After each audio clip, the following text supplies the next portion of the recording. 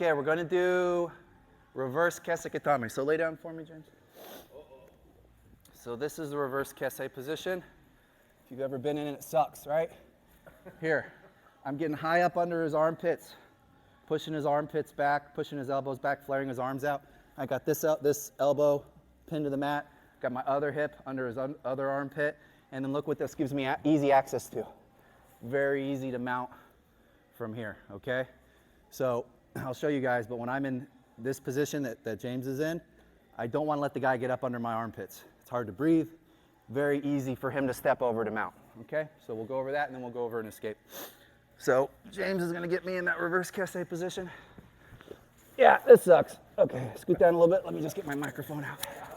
Yeah, no, I don't mind. It's just no one's going to be able to hear anything on the recording. Okay, so we're here. This sucks for me, all right?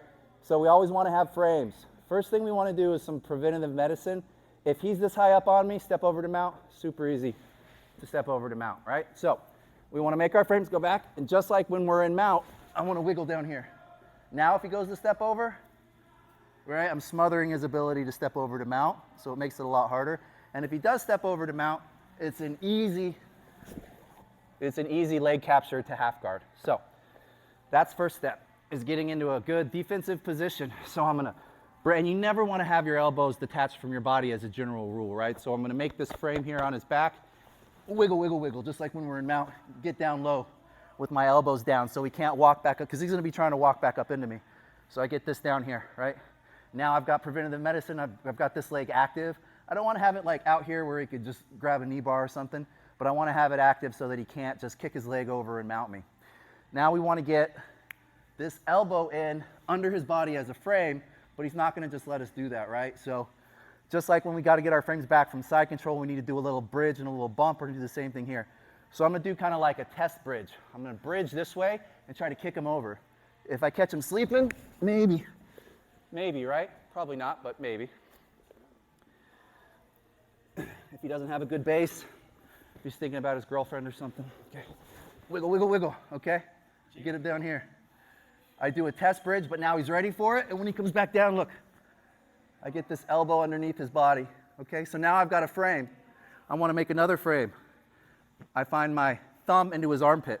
So now I've got two frames, thumb in the armpit, elbow underneath the body. Come over here, Tim.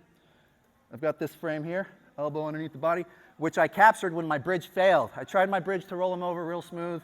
He was ready for it.